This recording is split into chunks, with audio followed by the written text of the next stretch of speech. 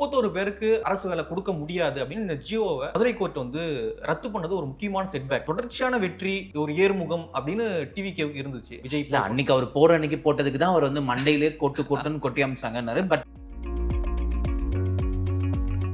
31 பேருக்கு அரசு வேலை கொடுத்தத மதுரை கோர்ட் வந்து ரத்து பண்றாங்க. உங்க இஷ்டத்துக்கு எடுத்து கொடுத்துட்டு இருக்காதீங்க. இது ஒன்றும் பிரைவேட் லிமிடெட் கிடையாது. விஜய் பிரைவேட் லிமிடெட்லாம் கிடையாது. இது வந்து ஒரு கவர்மெண்ட், ஒரு கூட்டு பொறுப்பு இருக்குங்க. யாருக்கு கொடுக்கணும், யாருக்கு கொடுக்க கூடாது அப்படின்னா எல்லாருக்கும் நீங்க தூக்கி கொடுத்துட்டீங்க அப்படின்னா நாளைக்கு எல்லாரும் வந்து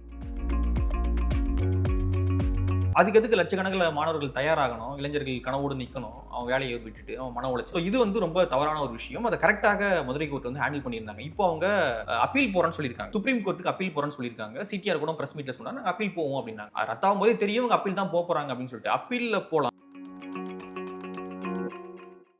இப்போ இந்த கேஸே பார்த்தீங்கன்னா போன வருடம் இடி போட்ட ஒரு கேஸை வச்சு தான் டிவிஎஸ்சி அதோட கேஸை அந்த லிங்கை வச்சு தான் இந்த கேஸே ஃபைல் பண்ணியிருக்காங்க. இப்போ ஸ்மார்ட்டாக வந்து டிவிகே வந்து இப்போ நான் ஏற்கனவே இந்த வாரத்திலே வந்து அவங்க வந்து சுப்ரீம் கோர்ட்லலாம் வந்து நீங்கள் ஏன் இதை பண்ணுறீங்க, ஏன் வேலை கொடுத்தீங்க அப்படின்ற கரூர் சம்பவத்தில் வந்து ஏன் வேலை கொடுத்தீங்க அப்படின்னு சொல்லிட்டு மதுரை நீதிமன்றம் அதை வந்து தள்ளுபடி பண்ணிருச்சு. டிவிகே வந்து இப்போ கரெக்டாக ஹேண்டில் பண்ணுறாங்களா இந்த விஷயத்த, இல்லை வந்து இன்னமும் அங்கே நிறைய குழப்பங்கள் இருக்கா? கரூர் விஷயத்த சொல்றீங்களா? கரூர் விஷயங்கள்ல எல்லா விஷயத்துலையுமே ஒரு கேசஸ் இப்போ ரொம்ப ஈஸியாக வந்து டிவிகே வந்து 31 பேருக்கு வேலை கொடுத்தாங்க. ஆனா அதை வந்து ஈஸியா வந்து கவுண்டர் பண்ணி உடைச்சிட்டாங்க. ஆமா, இப்போ இவங்க வந்து எக்ஸ்பீரியன்ஸ் இல்லாம இருக்காங்க அப்படின்றது நிறைய நிகழ்வுகளை நம்மளால பார்க்க முடியுது. முக்கியமான இவங்களுக்கு ஏற்பட்ட செட்பேக் என்ன அப்படின்னா 31 பேருக்கு அரசு வேலை கொடுக்க முடியாது அப்படின்னு இந்த ஜியோவை மதுரை கோர்ட் வந்து ரத்து பண்ணது ஒரு முக்கியமான செட்பேக். தொடர்ச்சியான வெற்றி ஒரு ஏர்முகம் அப்படின்னு டிவிகேவுக்கு இருந்துச்சு. திமுக கூட வழக்கு போட்டாங்க. கரூருக்கு அவங்க விஜய் அன்னைக்கு அவர் போற அன்னைக்கு போட்டதுக்கு தான் அவர் வந்து மண்டையிலே கொட்டுன்னு கொட்டி அமிச்சாங்கன்னாரு. பட் திரும்ப அது அவருக்கே இதுவா இருக்கு. அவங்க என்ன சொன்னாங்க அப்படின்னா நாங்க டைரக்ஷன் கொடுக்க முடியாது. ஒரு முதலமைச்சர் அவருடைய மாநிலத்தில் அவர் ஒரு மீட்டிங்ல கலந்துக்கிறார் அப்படின் போது நாங்க டைரக்ஷன்லாம் கொடுக்க முடியாது அப்படின்னு சொல்லிட்டு உச்சநீதிமன்றம் நீ சொல்லிட்டாங்க. ஸோ அந்த வழக்கு வரைக்கும் டிவிகேவுக்கு ஒரு ஏர்முகமாக தான் இருந்துச்சு.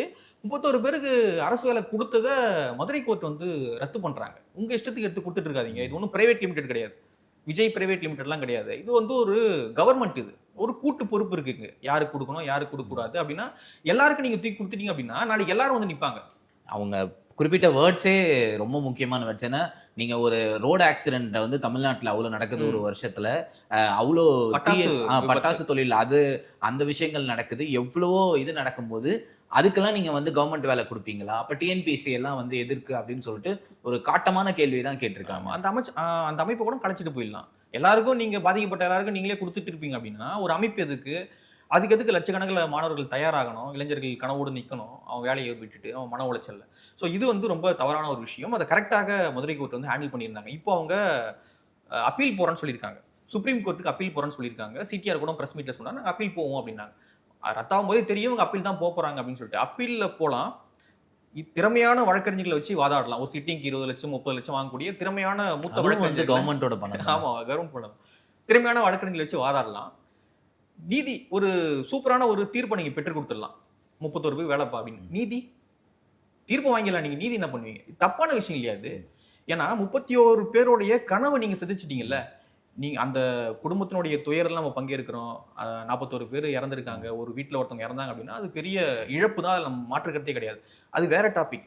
ஆனா அரசு வேலைன்றது எப்படி நீங்க கொடுக்க முடியும்? நீங்க கோர்ட்டு சொன்ன மாதிரி நீங்க ஸ்கில்ல கத்துக் கொடுங்க. வேற ஏதாவது நீங்க ஸ்கில்ல கத்து கொடுங்க. 35 லட்சம் இது வரைக்கும் நிவாரணம் கொடுத்துருக்கீங்க, ஓகே. ஏன்னா நீங்க கொடுக்கணும்னா ஸ்கில்ல கத்து கொடுங்க. இல்ல வேற எங்கேயாவது இடத்துல நீங்க வேலை வாங்கி கொடுங்க. இதெல்லாம் வேற. ஆனா நீங்க ஒரு அரசு வேலையை எப்படி எடுத்து கொடுக்க முடியும் நீங்க அப்படின்னு தான் நீதிமன்றம் கேட்கறாங்க. அதுதான் நியாயமான கேள்வியும் கூட. சுப்ரீம் கோர்ட் என்ன சொல்றாங்கன்னு தெரியல. மேபி கொடுத்தது வந்து செல்லும் அப்படின்னு கூட உச்சநீதிமன்றம் சொல்லலாம். அது தீர்ப்பாக தான் இருக்கும். அது நீதியாக இருக்க முடியாது அப்படின்னு நான் பர்சனலாக ஃபீல் பண்ணுறேன். நிறைய பேர் அதை பதிவும் பண்ணுறாங்க. இது ஒரு பெரிய செட்பேக் டிவிகேவுக்கு. அடுத்த செட்பேக் என்ன அப்படின்னு பார்த்தீங்கன்னா இப்பொழுது செய்தி வந்திருக்கு. காவேரி விவகாரம் தொடர்பாக கர்நாடகா போறாரு விஜய் அவர்கள் அப்படின்னு சொல்லிட்டு இப்போதான் அவங்க அது ஒரு 10 நாளா அவங்க பில்டப் பண்ணிட்டே இருந்தாங்க. ஆனா இப்போதான் வந்து நியூஸ் அபிஷியலா வருது. யார் யார் போறாங்க, எத்தனை பேர் போறாங்க, என்ன பிளான் அப்படின்றதெல்லாம் இப்போதான் அபிஷியலா சில விஷயங்கள்லாம் சொல்றாங்க. அதுக்குள்ள சிவகுமார் என்ன சொல்றாரு, கர்நாடகாவுடைய சிஎம் நீங்க வர வேணாம், இங்க நிறைய சூழல் சரியில்லை, அதனால சொல்லிட்டு நீங்க வர வேணாம், நான் அப்புறம் நம்ம பேசுவோம் இது தொடர்பாக அப்படின்னு சொல்லிட்டு அவர் வந்து சொல்றாரு. இவங்க அப்ரோச் பண்றாங்க நாங்க வரோம் அப்படின்னு. நம்ம சிஎம் வந்து அப்ரோச் பண்றாங்க நாங்க வரோம் அப்படின்னு. ஓகே ஆயிடுச்சு, எல்லாம் ரெடி பண்றாங்க. அப்புறம் அவங்க சொல்றாங்க நீங்க வர வேணாம் அப்படின்றாங்க. ஸோ இது ஒரு செட்பேக்காக தான் நான் பார்க்குறேன். ஆமா. நீங்க ஏன் முதல்ல அங்க போறீங்க அப்படின்றதுதான். நீங்க போறேன்னு வலுக்கட்டாயமா சொல்றீங்க சம்மந்தம் இல்லாம. அவங்க இல்ல நீ வர வேண்டாம் அப்படின்னு உங்களை அசிங்கப்படுத்துறாங்க. நீங்க ஏன் அங்க போறீங்க? நீங்க டெல்லி போங்க. ம். டெல்லி போயிட்டு வந்து பிஎம் மீட் பண்ணுங்க. சம்பந்தப்பட்ட துறை அமைச்சர்களை மீட் பண்ணுங்க. என்னதான் மாநில அரசு அந்த அணையை கட்டினாலும் மத்திய அரசினுடைய அனுமதி இல்லாம அத கட்ட முடியாது. சுற்றுச்சூழல் அனுமதி வேணும். நிறைய விஷயங்கள் அதுல மத்திய அரசினுடைய அனுமதி இருக்கணும். அப்பதான் கட்ட முடியும். அப்படி இருக்கும் பொழுது நீங்க இங்க போறதுக்கு நீங்க டெல்லி போங்க. டெல்லி போயிட்டு எல்லா எம்பிக்களையும் கூட்டு போங்க.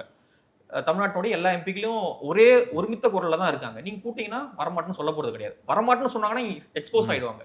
ஸோ எல்லாம் தான் வரப்போறாங்க. நீங்க கூப்பிட்டு போயிட்டு பிஎம் மீட் பண்ணுங்க. சம்பந்தப்பட்ட துறை அமைச்சர்களை மீட் பண்ணுங்க. அதே போல வந்து உங்க கூட்டணி கட்சி காங்கிரஸ் வந்து மீட் பண்ணுங்க. அங்க காங்கிரஸ் தான் ஆட்சி பண்றாங்க. போயிட்டு காங்கிரஸ் மீட் பண்ணுங்க. ஆனா இங்க இருக்க தலைவர் வந்து அவருக்கு அன்புமணி அவர்களோட சண்டை போடுறதுக்கே நேரம் கரெக்டா இருக்கு. மாறி மாறி பிரஸ் மீட் கொடுத்துட்டு இருக்காங்க. ஆமா, அவருக்கு வந்து அந்த அணை விஷயம் பெருசா தெரியல. அவருக்கு அன்புமணி தான் வந்து பெருசா தெரியுது. அவங்க கூட தான் வந்து மோதிக்கிட்டு இருக்காரு. டெல்லிக்கு போயிட்டு மோடியை மீட் பண்ணீங்களா, ராகுலை மீட் பண்ணீங்க அப்படின்னா ஒரு அழுத்தம் ஏற்படும். அந்த அழுத்தத்துல அவங்க வந்து டிலே பண்ணலாம். சரி இப்போ வேணாம்ப்பா, பெரிய அழுத்தம் வருது, நம்ம கொஞ்சம் கைவிடுவோம்ப்பா அப்படின்னு கூட அவங்க ஒரு முடிவு எட்டலாம். சம்பந்தமே இல்லாம இந்த அழையா வீட்டுக்கு நுழையா விருந்தாளி அப்படின்னு சொல்லுவாங்கல்ல, அவங்க அழைக்கவே இல்லை. உங்களை அசிங்கப்படுத்துறாங்க அவங்க. ஆனா நான் போறாங்க அப்படின்னு சொல்லிட்டு நீங்க போறீங்க, அவங்களும் நீங்க வராதீங்க அப்படின்றாங்க. ஸோ சம்பந்தம் இல்லாம ஒரு விஜய் அவர்கள் போறாரு அப்படின்னா ஒரு 4 ரீல்ஸ் தேரும். அதை தாண்டி வேற என்ன உருப்படியா பிரயோஜனமா என்ன நடக்கும் அப்படின்ற ஒரு கேள்வி இருக்குல்ல. சட்டம் சொல்லியே கேட்கல.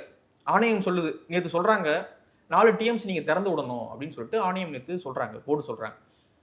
சிவகுமார் அவர்கள் சொல்றாரு, கர்நாடகாவுடைய சிஎம், அதெல்லாம் திறந்து விட முடியாது, என்கிட்ட தண்ணி இல்லை, நான் திறந்து விட முடியாது அப்படின்ட்டு. சட்டம் சொல்லுது. 2018 இறுதி தீர்ப்பு சொல்லுது. எல்லாம் இவ்வளோ சட்ட விஷயங்கள் சொல்லும் பொழுது கேட்காத கர்நாடகா நீங்க போய் பேச்சுவார்த்தை நடத்துறது மூலியமா கேட்டுருவாங்களா அவங்க? இன்னொரு விஷயம், இங்க இருக்கிற எல்லா கட்சிகளும் உங்களுக்கு ஆதரவா தான் வந்து மேகதாது விஷயத்துல அனைத்து கட்சிகளும் உங்களுக்கு ஆதரவு தான் தெரிவிச்சாங்க சட்டமன்றத்துல. எல்லாமே உங்களுக்கு ஆதரவா தான் இருக்கு. நீங்க வந்து என்னன்னா ஒரு எம்ஜிஆர் போனாரு, அடுத்தது நம்ம போவோம். ஓகே, எம்ஜிஆர் அடுத்தது விஜய் தான் போலப்பா அப்படின்ற ஒரு நரேட்டிவ் கிரியேட் ஆகும். அது மட்டும் இல்லாம விஜய் அவர்கள் போறாரு அப்படின்னா இங்க ஒரு என்ன கிரியேட் பண்ணுவாங்க அப்படின்னா, எவ்வளவு முடியுமோ விஜய் அவர்கள் அவ்வளவு செய்யறாருப்பா, அவர் எவ்வளவு இறங்கி போய் பண்ணணுமோ அவ்வளவு பண்றாரு, அதை தாண்டி என்ன பண்ண முடியும், தண்ணீர் திறக்க மாட்டாங்க. அப்போ வந்து அவங்க தான் தப்பு. தீர்ப்பு இருக்கு, விஜய் இறங்கி போய் பேசுறாரு, எல்லாம் இருக்கும் பொழுது தண்ணீர் திறக்க மாட்டாங்க அப்படின்னா அவங்க மீது தான் தப்பு. விஜய் ஒன்றும் தப்பு கிடையாது, அவர் கரெக்டாக தான் மூவ் பண்றாருப்பா எப்படி அப்படின்னு சொல்லிட்டு ஒரு நரேட்டிவ் கிரியேட் பண்ண முயற்சி பண்றாங்க. நீங்க போக வேண்டிய அவசியமே கிடையாது. நீங்க உங்களை வராதுன்றாங்க, நீங்க வந்து போறீங்க. ஸோ இப்போ இது ஒரு செட்பேக்காக இப்போ அமைஞ்சிருக்கு. அந்த 31 பேருக்கு அரசு வேலை வந்து ரத்து பண்ணது, இப்பொழுது நீங்க கர்நாடகாவே வர வேணாம் அப்படின்னு சிஎம் வந்து சொல்றாரு, நீங்க வர வேணாம் இப்போ அப்படின்னு சொல்றாரு. ஸோ இது எல்லாமே இப்போ செட்பேக்கா அமைஞ்சிட்டு இருக்கு.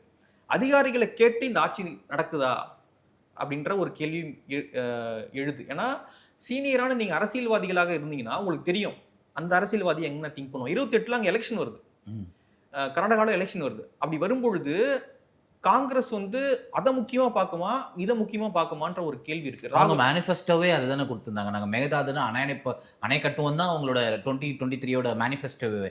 சோ வந்து அவங்க அடுத்த எலெக்ஷன் நாங்க ஸ்டார்ட் பண்ணிட்டோம்னு காமிச்சாதானே. நீங்க அடிக்கல் போட்டோம்பா, இது பாருங்க ஸ்டார்ட் பண்ணிட்டோம், கடகால் போட்டோம்பா அப்படின்னு சொல்லிட்டு ஏதோ ஒண்ணு காமிச்சாதான் நான் ஏதோ பண்ணிருக்காங்க போல 5 வருஷம் காங்கிரஸ் அப்படின்ற மாதிரி மக்களுக்கு. இல்லைன்னா பிஜேபி அதே டார்கெட் பண்ணுவாங்க. இன்னைக்கு பிஜேபி ஆர்ப்பாட்டம் பண்றாங்க. கர்நாடகாவுடைய பிஜேபி எடியூரப்பா தலைமையில ஆர்ப்பாட்டம் நடக்குது கர்நாடகாவில். இங்க பிஜேபி வந்து சைலண்டா கப்பு சிப்புன்னு கையை பொத்திட்டு அப்படியே. காங்கிரஸும் அப்படிதான் இருப்பாங்க. காங்கிரஸும் அப்படிதான் இருக்காங்க. அங்க காங்கிரஸ் அக்ரெசிவா இருக்காங்க, பிஜேபி அக்ரெசிவா இருக்காங்க. இங்க 2 பேருமே சைலண்டா இருக்காங்க. தேசிய கட்சிகள் ஆனா 2 ஸ்டாண்டு. இங்க இருக்கக்கூடிய தமிழ்நாடு காங்கிரஸும் தமிழ்நாடு பிஜேபியும் சைலண்டா அப்படியே கமுக்கமா இருக்காங்க. நமக்கு எதுப்பா வம்பு அப்படின்னு சொல்லிட்டு அவங்க ரொம்ப அக்ரெசிவா செயல்பட்டு இருக்காங்க. ஒசூர் வரைக்கும் ஒரு ஸ்டாண்டு, ஒசூர் தாண்டா ஒரு ஸ்டாண்டு. வாட்டார் நாகராஜன் வந்து விஜய் வந்தாருன்னா நடக்கிறதே வேறன்றாரு. எவ்வளவு ஓப்பனா மிரட்டல் விடுறாங்க. இது எல்லாமே வந்து சட்ட ஒழுங்குல வருமா வராதா, இதெல்லாமே வந்து அப்படியே அங்க அவ்வளவு அக்ரெசிவா இருக்கிறத பார்க்க முடியுது. இங்க இருக்கக்கூடிய அரசியல்வாதி எல்லாம் பாருங்களேன், தனித்தனியா எல்லாரும் ஒரு கருத்து. எல்லாரும் ஒரு ஒரு தனித்தனியா ஒரு கருத்தை வச்சுக்கிட்டு ரீல்ஸ் அப்படியே இருக்காங்க. அதை தாண்டி என்ன இருக்குது? தனித்தனியா ரீல்ஸ். ஆமா, அங்க வந்து அனைத்து கட்சி கூட்டம் போடுறாங்க. நீங்க அனைத்து கட்சி கூட்டம் போட்டீங்களா? விஜய் அவர்கள் இப்போ சட்டமன்றம் கூட போகுது. பட்ஜெட் வந்து 5ஆம் தேதி தாக்கல் பண்ண போறோம்னு சொல்லியிருக்காங்க. அதற்கு முன்பாக சட்டமன்றத்தை கூட்டுங்க. அவசர கூட்டம்னு ஒண்ணு கூட்டி ஏதாவது ஒண்ணு முடிவு பண்ணுங்க. அப்படி இல்லைன்னா நீங்க அனைத்து கட்சி கூட்டம் கூட்டுங்க. சட்டமன்றத்தை கூட கூட்ட வேணாம், சரி ஓகே விட்டுருங்க.